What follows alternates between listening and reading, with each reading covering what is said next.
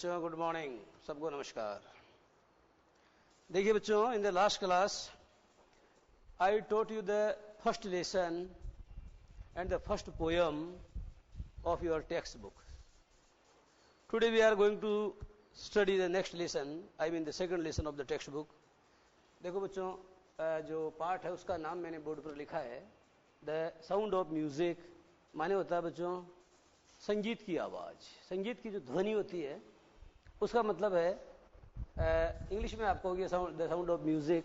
इसका मतलब म्यूजिक की माने संगीत की माने जो तरन्नुम है उसकी आवाज़। ठीक है, तो तरन्नुम की आवाज़ है। ये जो चैप्टर है बच्चों किसके द्वारा लिखा गया? The chapter is written by Deborah Cowley. Deborah Cowley जो है बच्चों ये इंडियन राइटर नहीं है, ये एंग्लो राइटर हैं और इनके द्वारा बच्चों चैप्टर लिखा गया है। इस चैप्टर में वास्तव में है क्या, ये चीज मैं आपको बता देता हूं। एक शब्द है बच्चों, ये देखो एवेलिन ग्लेनी। ये क्या कोई अंग्रेज बालिका है, उसका नाम है एवेलिन ग्लेनी। ठीक है बच्चों, तो ये जो एवेलिन ग्लेनी है इस लड़की की कहानी है। इस लड़की की कहानी ये है कि ये लड़की बच्चों होती है डेफ। डेफ का मतलब जानते हो, not able to hear what you say. जो आप बोलते हो उसको वो सुन नहीं सकती है, तो आप उसको क्या बोलेंगे? आप बच्चों उसको कहेंगे आप बहरी है। वह कैसी है? वह बहरी है, या आप उसको बधिर भी कहते हैं, बधीर है, मुंह को बधिर ऐसे होते हैं ना। तो बच्चों ये डेफ है और इसका सपना है she wants to become, she aspires to become a great musician, अर्थात एक महान संगीतकारा बनना चाहती है। ये महान संगीतकारा बनना चाहती है, लेकिन इसकी प्रॉब्लम यह है कि she is unable to hear, लेकिन ये सुनने में समर्थ नहीं है। हालांकि बोल सकती है, she can speak, she can watch, she can see, देख सकती है, लेकिन बच्चों समस्या इसकी है कि ये सुन नहीं सकती है, बहरी है। तो इस लड़की ने इतनी सारी विषम परिस्थितियों में भी, ठीक है, despite all these adverse circumstances, how she got success in her life, कैसे बच्चों उसने अपने जीवन को बनाया एक कामयाबी की कहानी, एक कामयाबी की दास्तान। उस बात को बच्चों इस लेसन के अंदर समझाने की कोशिश की गई है। ये जो चैप्टर है बच्चों, it is a message, this chapter is a message specially for the deaf. ये पाठ जो है बच्चों ये एक पैगाम है, एक संदेश है, और खास तौर पर ये बहरों के लिए है। ध्यान दो बच्चों, एक बहुत अच्छी बात किसी ने कही है कि ईश्वर जब आपके सारे दरवाजे बंद कर देता है तो एक दरवाजा खोल देता है। डॉक्टर चंद्रा अपराजिता नाम से बच्चों हिंदी में एक पाठ है, अगर आपने पढ़ा है तो, नहीं पढ़ा तो जरूर पढ़ना चाहिए। जहां तक मैं समझता हूं ये बच्चों 8वीं क्लास में हो सकता है। कौन सी क्लास में हो सकता है? इधर इन 8th और इन 7th, हिंदी की पाठ्य पुस्तक का पाठ है। तो बच्चों ये अपराजिता नाम से एक पाठ है। इसमें एक लड़की होती है डॉक्टर चंद्रा, पैरालिसिस के कारण उसकी पूरी बॉडी खराब हो जाती है। बावजूद इसके उसके अंदर जिजीविषा है, उसके अंदर जीने की तमन्ना है। और बच्चों जिसमें जिजीविषा होती है, जिसमें कुछ कर गुजरने की ख्वाहिश होती है, ये विषम परिस्थितियां, ये प्रतिकूल परिस्थितियां बच्चों उसका कुछ भी नहीं बिगाड़ सकती है। इसीलिए किसी ने बहुत ठीक कहा है कि पथ क्या पथिक परीक्षा क्या, जब पथ में बिछे हुए शूल न हो, नाविक की धैर्य परीक्षा क्या, जब धाराएं प्रतिकूल न हो। तो बच्चों परिस्थितियां तो आपको पता, पूर्व चलने के बटोई बाट की पहचान कर ले। जब आप चलते हो तो रास्ते में क्या मिलेगी? नदी मिलेंगी, गहवर मिलेंगे, खड्डे मिलेंगे, न जाने क्या क्या मिलेंगे। लेकिन उसके बावजूद क्या है, इन परिस्थितियों का बहाना बना करके जो आदमी निकम्मा होता है वो इनका बहाना बनाता है कि साहब मैं कैसे काम करता है, मेरे साथ तो यही परिस्थितियां थी। परिस्थितियां तो सबके साथ होती है, लेकिन बच्चों जो जीतता है वही सिकंदर कहलाता है, जो जीता वही सिकंदर कहलाता है। तो इस लड़की के पास में समस्या क्या थी? बहुत बड़ी समस्या थी। She was unable to hear, वो सुनने में समर्थ नहीं थी। Despite of all these things, despite all deafness, अपने डेफनेस के बावजूद, अपने बहरेपन के बावजूद she wanted to become a musician, वो म्यूजिशियन बनना चाहती थी। और बच्चों मजे की बात यह है कि उसका सपना साकार हुआ। उसका सपना साकार हुआ तो किन किन परिस्थितियों का सामना उसने किया होगा, जरा इसके ऊपर अपन चर्चा करते हैं बच्चों। Now I am going to start the lesson. Part शुरू कर रहा हूं, द साउंड ऑफ म्यूजिक। इसका पार्ट फर्स्ट है बच्चों, Evelyn Glennie listens to sound, यानी एवेलिन ग्लेनी नाम की जो लड़की है बच्चों, ध्वनि को सुनती है। टू का मतलब को है यहाँ पर, ठीक है, वो ध्वनि वो सुनती है। विदाउट हियरिंग इट का मतलब होता है बिना इसे, विदाउट हियरिंग इट का मतलब होता है बच्चों वो ध्वनि को सुनती है बिना इसे सुने। अब बच्चों जरा मुझे बताओ, देखो विदाउट, ध्यान दो बच्चों, विदाउट एक प्रीपोजिशन है। क्या है बच्चों? ये अब आप कहोगे सर ये तो विद एक प्रीपोजिशन आउट। बच्चों जब दो प्रीपोजिशन मिलकर के भी प्रीपोजिशन का काम करें तो that's what you call compound preposition. ये कंपाउंड प्रीपोजिशन है। जैसे इन स्पाइट ऑफ, तो इन भी है, स्पाइट भी है, ऑफ भी है, लेकिन उसको कंपाउंड प्रीपोजिशन कहते हैं। तो विदाउट के बाद में बच्चों हियर नहीं आएगा और हियर में आईएनजी आएगा, क्योंकि ये यहां पर किसका काम कर रहा है बच्चों? जिरंड का काम कर रहा है। किसका कर रहा है? जिरंड का। वैसे तो मैंने आपको पढ़ाया ये है कि हियर एक ऐसी वर्ब है जिसमें आईएनजी जोड़ना ही मना है। जैसे मैं आपको कहता हूं what are you hearing outside, ठीक है, आर यू, जैसे मैं आपको कहता हूं are you hearing a strange noise, क्या तुम एक विचित्र आवाज सुन रहे हो? तो बच्चों ये सेंटेंस गलत है। मुझे क्या बोलना चाहिए? Do you here a strange noise, क्या तुम एक विचित्र आवाज सुनते हो? मैं ये कहना चाहता हूं कि हियर का प्रयोग प्रेजेंट कंटिन्यूअस टेंस में, पास्ट कंटिन्यूअस टेंस में या फ्यूचर कंटिन्यूअस टेंस में नहीं होता है। मैं ये कहना चाहता हूं इसका प्रयोग आईएनजी फॉर्म में नहीं होता है, परंतु यदि हो रहा है तो ऐसे वाक्यों को क्या करना चाहिए बच्चों? प्रेजेंट सिंपल को प्रेजेंट कंटिन्यूअस को प्रेजेंट सिंपल में बदलना चाहिए, पास्ट कंटिन्यूअस को पास्ट सिंपल में बदलना चाहिए, और इसी तरीके से फ्यूचर कंटिन्यूअस को फ्यूचर सिंपल में बदलना चाहिए। जैसे are you hearing a strange noise, तब आप कहोगे do you hear a strange noise. फिर मैं कहता हूं were you hearing a strange noise, तब बच्चों आपको कहना चाहिए did you hear a strange noise. फिर मैं आपको कहता हूं will you be hearing a strange noise, तब आपको कहना चाहिए will you hear a strange noise. समझ में आ गया है? अब बच्चों मैं ये समझाना चाहता हूं कि वर्ब की फर्स्ट फॉर्म में इसमें आईएनजी नहीं जोड़ते हैं, लेकिन फिर भी यहां तो जुड़ रहा है ना, क्योंकि बच्चों यहां पर जो हियरिंग शब्द है ना वह नाउन की तरह फंक्शन कर रहा है, वह जेरंड की तरह फंक्शन कर रहा है, लेकिन वह वर्ब की तरह फंक्शन कर ही नहीं रहा है, इसलिए यहां पर आईएनजी का प्रयोग हुआ। जैसे कोर्ट के अंदर आपको पता क्या होता है? मुकदमे की सुनवाई की जाती है, तो सुनवाई की जाती है हियरिंग ऑफ द केस, तो वहां तो आईएनजी आएगा, क्योंकि बच्चों हियरिंग का मतलब वहां क्या है? वहां तो सुनवाई है, सुनना थोड़ी है, सुनवाई है, इस सेंस में आता है। तो बच्चों अब मैं अपनी बात शुरू कर रहा हूं। एवलिन ग्लेनी, ठीक है, लिसन्स यानी सुनती है, टू साउंड यानी ध्वनि को, विदाउट हियरिंग इट यानी बिना सुने हुए। अब बच्चों यहां जो पहला वाला लिसन है ना, उसका मतलब बच्चों सुनना नहीं है, उसका मतलब वो उसको अनुभूत करती है। क्या कहा मैंने? अनुभूत करती है। तो एवलिन ग्लेनी ध्वनि को अनुभूत करती है, एवलिन ग्लेनी ध्वनि का अनुभव करती है, विदाउट हियरिंग इट यानी बिना इसे सुने, बिफोर यू रीड, उससे पहले कि तुम पढ़ो। God may have taken her hearing, God may have taken her hearing. बच्चों ये सेंटेंस बड़ा स्पेशल है, ये स्पेशल इस अर्थ में है बच्चों क्योंकि मे एक मॉडल है और इसका प्रयोग तो आप हमेशा करते हो, लेकिन बच्चों शायद आपको ये पता नहीं है, आपने ये पढ़ा नहीं होगा। दावे के साथ मैं कह सकता हूं कि ऐसे वाक्यों का ट्रांसलेशन भी मे मॉडल से ही किया जाता है जिनके शुरू में आप क्या लिखना चाहते हो? भले ही। क्या बोला मैंने? जिन वाक्यों के शुरू में आ जाए भले ही, ऐसे वाक्यों की इंग्लिश बनाते समय मे मॉडल का प्रयोग किया जाता है। जैसे मैंने आपको कहा कि भले ही आज वह आ जाए, ही मे कम टुडे, ठीक है, भले ही तुम कुछ भी कर लो, वट एवर, ठीक है, what ever you may do, what ever you may do का मतलब भले ही तुम कुछ भी कर लो। तो बच्चों ये वाक्य जो है ना इस प्रकार का जरा समझो। God may have taken her hearing यानी भले ही ईश्वर ने ले ली हो उससे उसकी श्रव्य शक्ति, ठीक है बच्चों। हियरिंग का मतलब होता है श्रव्य शक्ति। श्रव्य शक्ति का मतलब जानते हो? श्रवण शक्ति है। श्रव्य शक्ति जरा देखो शब्द क्या है? यह है श्रव्य शक्ति। तो ईश्वर ने भले ही ले ली हो उससे क्या बच्चों? उसका ऑडियो। एक तो ऑडियो, ठीक है, तो बच्चों ऑडियो होता है, ऑडियो विजुअल, तो विजुअल तो लिखेंगे नहीं अपन, ऑडियो पावर, ठीक है।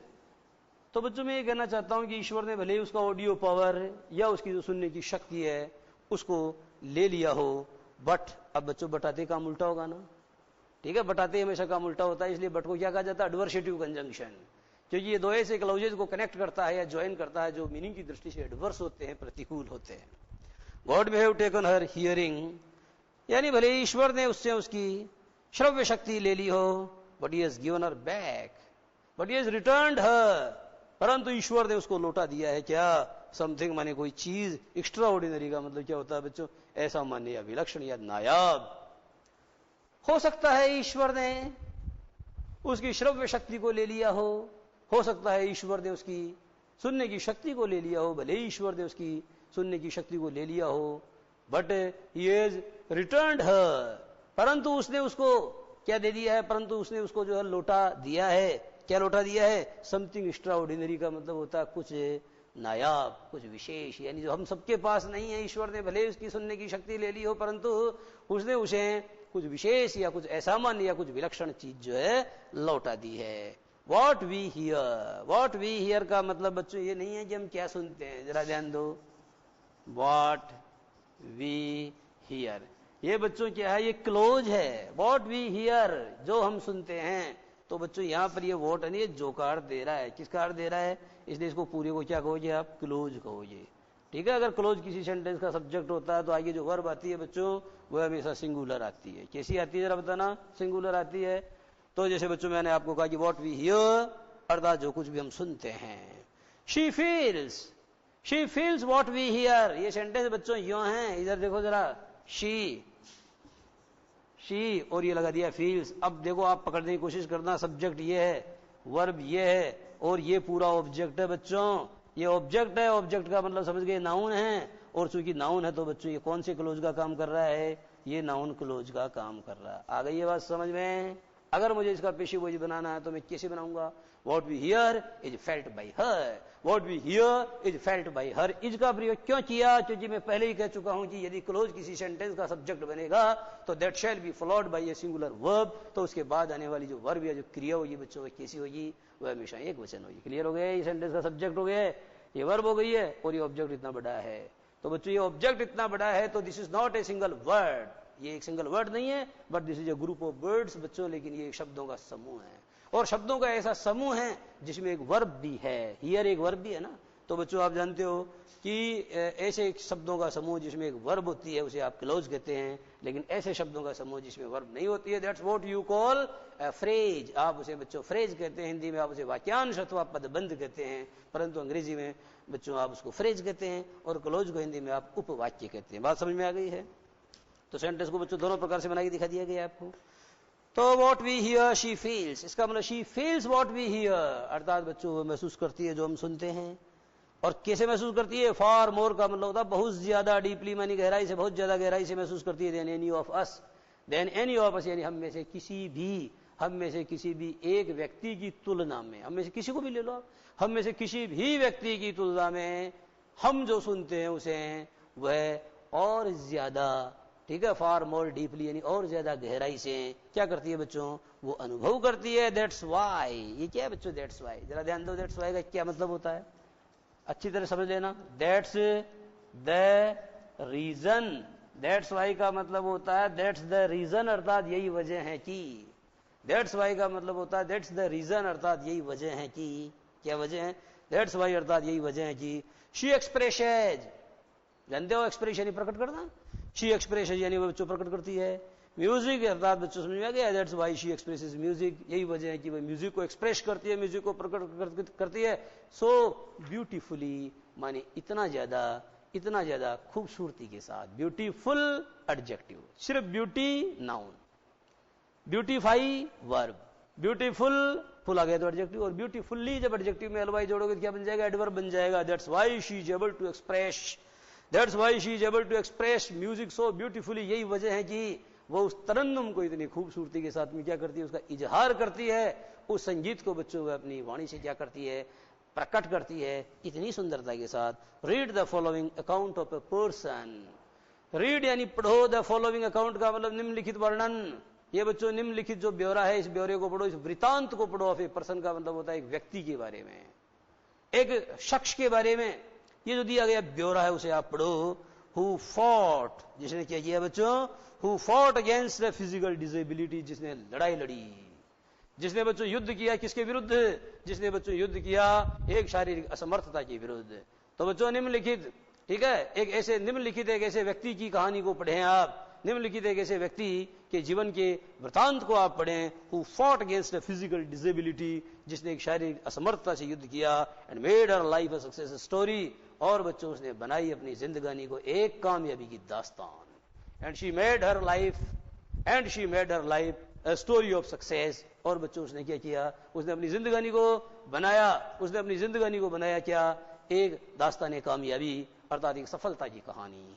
उस प्रकार की लड़की ने बच्चों इतनी विषम परिस्थिति के अंदर जंग लड़ी है ना, और उसके बावजूद उसने अपनी जिंदगी को, अपने जीवन को क्या बनाया, एक सफलता की कहानी बनाया। रश और क्राउड्स जोसल फॉर पोजीशन। अब बच्चों पाठ स्टार्ट हो रहा है, त्यहाँ बताया गया है रश ओवर।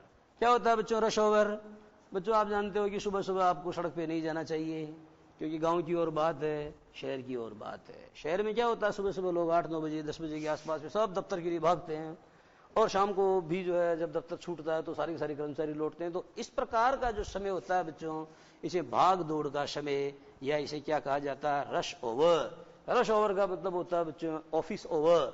ऑफिस ओवर का मतलब होता है कार्यालय का समय। रश ओवर का मतलब भाग दौड़ का समय।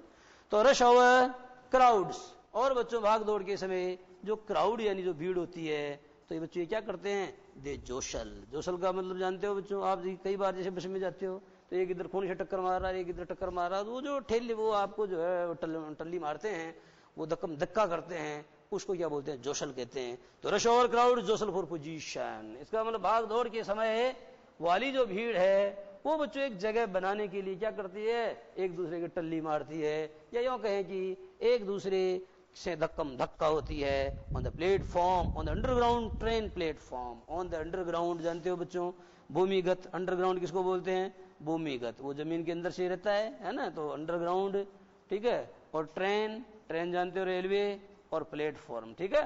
तो बच्चों ये बताया गया है कि जो on the underground train platform का मतलब होता है बच्चों जो भूमिगत रेलवे प्लेटफॉर्म है उसके ऊपर भाग दौड़ के समय, ठीक है बच्चों, जो उसके समय जो ऑफिस ओवर है अर्थात जो भाग दौड़ का समय है, उस समय वाली भीड़ क्या करती है, अपनी जगह बनाने के लिए, अपने स्थान बनाने के लिए दे जोशल ईच अदर नहीं, दे जोशल वन अनोदर, क्योंकि बच्चों ईच अदर तो दो के लिए आता है और दो से ज्यादा तो वन अनोदर आता है। तो बच्चों वो क्या करते हैं, वो जो भीड़ के लोग हैं वो एक दूसरे क्या करते हैं, टल्ली मारते हैं, स्लाइड गर्ल मार रहे हैं। अब आपको इस तरह से जोशलिंग तो ही नहीं रहा, यही तो खास बात है, जोशलिंग नहीं आ रहा बच्चों। लेकिन एक बात बताओ, जैसे आप कई बार कहते हो मैं आपकी बात को समझ रहा हूं, पर अंग्रेजी क्या पड़ेगी, आई अंडरस्टैंड व्हाट यू से। आई अंडरस्टैंड व्हाट यू से, अंडरस्टैंडिंग तो नहीं आ रहा लेकिन अनुवाद तो रहा हूं होगा। इसका मतलब बच्चों there are some verbs, there are certain verbs which can never be used in I N G form. ऐसी कई क्रियाएं हैं जिनका प्रयोग कभी भी आईएनजी फॉर्म में नहीं किया जाता है, लेकिन अपनी सुविधा के अनुसार उनका अनुवाद बच्चों हम कंटिन्यूअस में कर सकते हैं। संदर्भ के अनुसार आगे वाला सेंटेंस पीछे वाला सेंटेंस अगर मान लो कंटिन्यूअस में आ रहा तो उसका भी कंटिन्यूअस में करेंगे अनुवाद तो। लेकिन ये दिगर बात है कि जब आप अंग्रेजी में उस सेंटेंस को फ्रेम करेंगे तो आप उसमें आईएनजी फॉर्म का प्रयोग नहीं करेंगे। ऐसी क्रियाओं में से एक है जोशल। क्लियर हो गया। ए स्लाइट गर्ल यानी बच्चे एक दुबड़ी पतली लड़की, लुकिंग यंगर देन हर 17 ईयर, जो बच्चों होने में तो 17 साल की हो गई है लेकिन इतनी पिद्दी सी है कि अभी तक तो लगता है 8-9 साल की हुई है।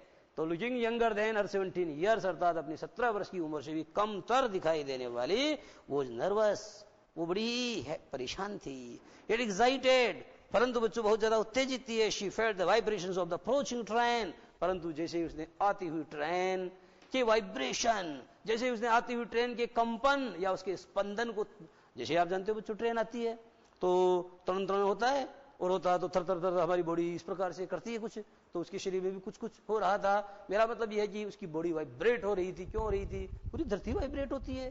तो आती हुई ट्रेन की कंपन, उसका वाइब्रेशन या उसका जो स्पंदन है उसको वो अपनी काया के अंदर क्या कर रही थी बच्चों, अनुभव कर रही थी। That's why she was excited, यही वजह कि वो एक्साइटेड थी। लेकिन वो जिस काम से जा रही थी वो काम बड़ा मुश्किल था, इसलिए she was also a little nervous. तो बच्चों इस क्रम में अपनी बात जारी रहेगी, परंतु इससे पहले हम लेंगे 2 मिनट का ब्रेक।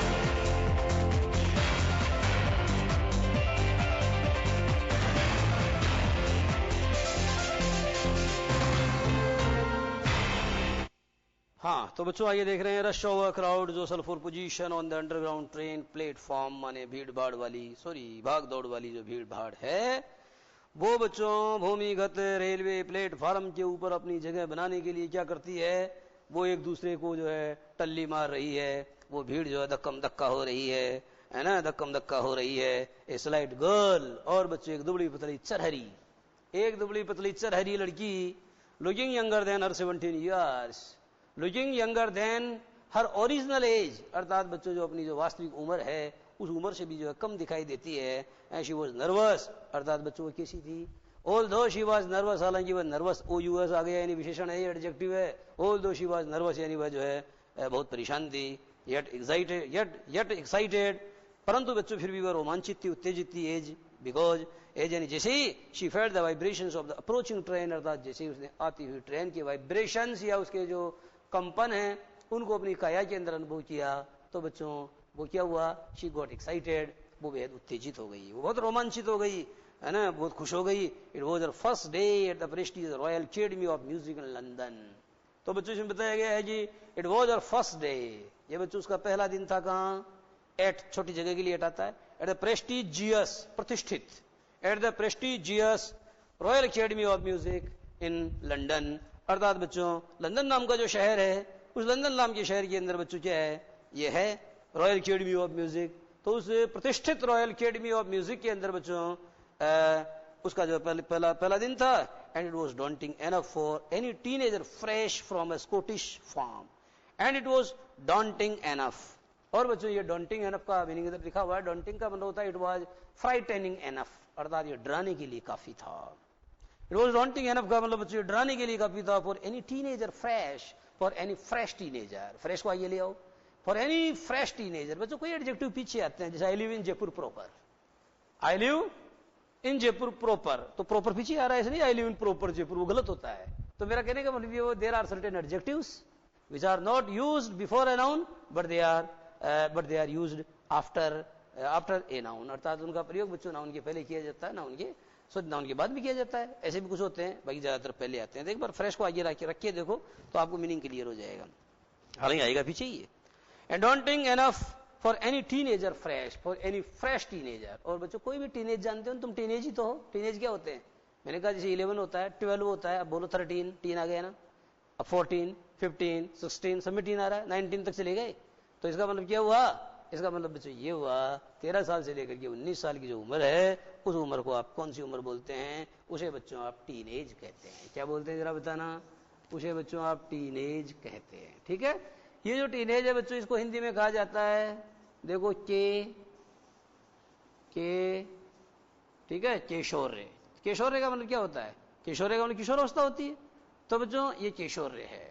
आगे बात समझे, इस किशोरावस्था को बच्चों और क्या बोलते हैं जरा बताना, एडोलेसेंस, ये बच्चों मनोविज्ञान का शब्द है एडोलेसेंस, इसका प्रयोग करते हैं आप, एडोलेसेंस, है ना। तो इसको बच्चों जुवेनाइल भी कह सकते हैं, जुवेनाइल, ठीक है। तो ये सारी एक ही बात है बच्चों, ये जो किशोरावस्था की उम्र होती है ये बड़ी खतरनाक उम्र होती है। स्टैनले हॉल जो बाल मनोविज्ञान का जनक है वो कहता है जी किशोरावस्था में क्या होता है बच्चों, आप जानते हो जैसे सर्दी की रुत खत्म होती है, गर्मी की रुत आती है, तो उस उम्र थोड़ा समय ऐसा भी रहता है जब थोड़ी सर्दी और थोड़ी गर्मी रहती है, संक्रमण, संक्रांति का काल होता है, संक्रमण नहीं संक्रांति का काल होता है वह। तो बच्चों बाल्यावस्था को आप छोड़ते हैं, किशोरावस्था में आप घुसते हैं, तो कुछ देर आप जानते हो 13 साल की उम्र में न तो पूरी तरह बाल्यावस्था जाती है, तो किशोरावस्था पूरी तरह आती है, तो दोनों का मिला जुला रूप रहता है, गड़बड़ रहता है, दिमाग, बच्चे का दिमाग खराब रहता है, बच्चा हवाओं में उड़ता है ना। तो बच्चों इसीलिए कहते हैं कि जो किशोरावस्था है वो क्या है, वो प्रबल तनाव, तूफान, है ना, आंधी और झंझावात की उम्र होती है। तो यहाँ बताया गया है कि कोई भी बच्चों फ्रेश टीनेजर जो स्कॉटिश फार्म से आया है, स्कॉटलैंड के फार्म खेतों से चल करके आया है, और उस बच्चे को उठा करके, जैसे आप ही गाँव के बच्चे हो और आपको लिए आए और ला करके आज मुख्यमंत्री के सामने आपको बोलना है, 2 शब्द कहने हैं अशोक गहलोत के सामने, तो मुझे बताइए श्रीमान अशोक गहलोत हमारे राजस्थान के जो है मुख्यमंत्री के सामने एक गाँव का बच्चा आ रहा है, खेतों में काम करने वाला, वो भी अभी 13-14 साल का, तो बेचारा वैसे डर जाएगा। हालांकि वो डरावने नहीं है, वो बहुत अच्छे व्यक्तित्व के धनी है, वो एक दूसरी बात है, पर उनका पद बच्चों इतना बड़ा है कि बच्चे के लिए तो डरावनी हो गए ना। तो यहाँ ऐसी कुछ बात है, यहाँ बताया गया है कि वो जो है it was daunting enough, it was frightening enough for any fresh teenager from a Scottish farm, माने किसी भी स्कॉटलैंड के खेत से आने वाली किसान की बेटी आ रही है और उसको भगवान ने क्या कर दिया है, उससे सुनने की शक्ति और छीन ली है। वो लड़की बच्चों आ रही है और कहाँ आ रही है, prestigious royal Academy of Music in London, London में स्थित बच्चों जो प्रतिष्ठित रॉयल अकेडमी ऑफ म्यूजिक है उसके अंदर वो आ रही है अपना ऑडिशन देने के लिए। ठीक है, तो बच्चों वो अपना ध्वनि परीक्षण देने के लिए आ रही है। तो ये बच्चों थोड़ा उसके लिए डर भी रही हैं। और आगे बताया गया है कि but this aspiring musician faced a bigger challenge. अब बच्चों एक बात है कि ऑडिशन देने के लिए वो अकेली नहीं आ रही है, उस जैसे और भी आ रहे हैं। ऑडिशन देने के लिए वो अकेली नहीं आ रही है, उस जैसे और भी आ रहे हैं। तो ये बताया गया है बच्चों, जैसे मैंने आपको कहा कि ये है आपकी रॉयल सोसाइटी है ना ऑफ म्यूजिक। ये रॉयल सोसाइटी ऑफ म्यूजिक है बच्चों। इसमें एक स्टूडेंट ये अब इसमें से एक तो आपकी कौन है, एवेलिन ग्लेनी है। और बच्चों एक जैसे सैम है, एक एलेक्स है, एक फिल है। अब बच्चों एक बात बताओ, इन सब में तो ये सब म्यूजिक का ऑडिशन देने के लिए आ रहे हैं, इनको तो भगवान ने सब दिया है। इस लड़की के साथ एक बड़ी प्रॉब्लम क्या है बच्चों कि इसके पास में सुनने की शक्ति नहीं है। इसलिए बच्चों इन लोगों को भी एक चैलेंज फेस करना है, इसको भी चैलेंज फेस करना है, लेकिन इसका जो चैलेंज है वो बिगर देन अदर्स है। But the challenge that Evelyn Glennie is going to face is bigger than others. लेकिन बच्चों जिस चुनौती का सामना एवेलिन ग्लेनी करने जा रही है वो चुनौती बच्चों क्या है, बाकी लोगों से थोड़ी बड़ी चुनौती है, बाकी लोगों से बड़ी चुनौती है। तो देखो बच्चों, बट दिस एस्पायरिंग म्यूजिशियन, लेकिन ये जो एस्पायरिंग म्यूजिशियन है, एस्पायरिंग का मतलब क्या होता है, आकांक्षणी। ये जो आकांक्षणी संगीतकारा है, ध्यान दो बच्चों, ये इंटरेस्टिंग बुक, जरा ध्यान देना, क्या बोला मैंने, इंटरेस्टिंग बुक। ठीक है, अब दूसरा देखो, स्माइलिंग फेस। क्या देखा बच्चों आपने ये देखा बच्चों कि अगर नाउन के पहले फर्स्ट फॉर्म में आईएनजी आ रही है यानी वर्ब की चौथी फॉर्म, तो वो एडजेक्टिव का फंक्शन करती है। क्लियर हो गया है। स्माइलिंग फेस का मतलब होता है हंसता हुआ चेहरा, और उसका अनुवाद किसे करोगे, हुआ, अप्रोचिंग ट्रेन, आती हुई ट्रेन। एस्पायरिंग म्यूजिशियन, आकांक्षा करती हुई लड़की या आकांक्षणी लड़की। तो बच्चों ये जो एस्पायरिंग म्यूजिशियन मानी जो आकांक्षणी संगीतकारा है, शी फेस्ड यानी होता है she had to face a bigger challenge, अर्थात उसको तो एक बड़ी चुनौती, और भी ज्यादा बड़ी चुनौती का सामना करना था। देन मोस्ट का मतलब होता है बच्चों than most of the others का मतलब बच्चों जो अन्य लोग हैं, उन अन्य लोगों में से जो ज्यादातर या जो अधिकांश लोग हैं, उन लोगों के बनिस्बत, उन लोगों की तुलना में इसको क्या करना है बच्चों, एक ज्यादा बड़ी चुनौती का सामना करना है। देन मोस्ट, ठीक है, देन मोस्ट यानी बाकी अन्य लोगों से। शी वॉज प्रोफाउंडली डेफ, और बच्चों उसकी प्रॉब्लम क्या थी, व्हाट वाज हर ड्रॉबैक, उसका ड्रॉबैक क्या था, उसकी जो कमजोरी थी वही बच्चों उसकी ताकत बनी बाद में। उसने अपनी कमजोरी को क्या बना लिया, अपना हथियार बना लिया। तो शी वॉज प्रोफाउंडली डेफ का मतलब शी वॉज कंप्लीटली डेफ, अर्थात बच्चों वो पूरी तरह क्या थी, वो पूरी तरह बहरी थी या वह सर्वथा बधिर थी। Next, Evelyn Glennie's loss of hearing had been gradual. Evelyn Glennie का बच्चों जो लॉस ऑफ हियरिंग है वो हुआ था, कैसे हुआ था, वो बच्चों हुआ था, देखो वो धीरे धीरे हुआ था। ऐसा नहीं कि एक ही मिनट के अंदर जो आज बहरी हो गई, वो धीरे धीरे हुआ था बच्चों। तो दिया गया है देखो, एवेलिन ग्लेनीज हैं लॉस ऑफ हियरिंग हेड, ये वर्ब की थर्ड फॉर्म है, बीन, और आगे दे दिया बच्चों ग्रेजुअल, हेड बीन ग्रेजुअल। तो बच्चों gradual, had been gradual, okay. तो बच्चों ये क्या है, मतलब इसका समझो, इसमें जो है बात है बच्चों वो क्या है, इस पे जरा आपको क्या गौर फरमाने की आवश्यकता है। यहां तक तो कोई समस्या नहीं है। Evelyn Glennie's loss of hearing का मतलब बच्चों, एवेलिन ग्लेनी जो है उसकी श्रव्य शक्ति का, देखो उसकी श्रव्य शक्ति का जो ह्रास था, ठीक है। हेड बीन का मतलब बच्चों वर्ब की थर्ड फॉर्म है ना, इसका मतलब होता होना, तो होना का मतलब हो चुका था या हुआ था, ठीक है। परफेक्ट टेंस में पास्ट परफेक्ट में जा रहा है, हेड बीन यानी हुआ था। ग्रेजुअल का मतलब क्या होता है बच्चों, ग्रेजुअल का मतलब होता है ग्रेजुअली माने धीरे धीरे, क्या हुआ था बच्चों, धीरे धीरे हुआ था। यानी जो एवेलिन ग्लेनी है उसकी श्रव्य शक्ति का ह्रास एकदम नहीं हुआ, समाप्त नहीं हुआ, अभी तो बच्चों धीरे धीरे हुआ था। वो 8 साल की थी, तब क्या हुआ था जरा देखना। यह बताया गया हर मदर रिमेंबर्स, उसकी माँ को याद है। हर मदर इज रिमेंबरिंग, उसकी माँ को याद आ रही है। ये गलत है बच्चों, रिमेंबर में आईएनजी नहीं जोड़ना चाहिए, इसलिए आपको कहना चाहिए हर मदर रिमेंबर्स, उसकी माँ को याद है। हर मदर रिमेंबर्स यानी उसकी माँ को याद है। क्या याद है बच्चों? नोटिशिंग, ऑब्जर्विंग, उसकी माँ को ये ऑब्जर्व करना याद है। समथिंग वाज रॉन्ग, यानी जो है दाल में कुछ काला है।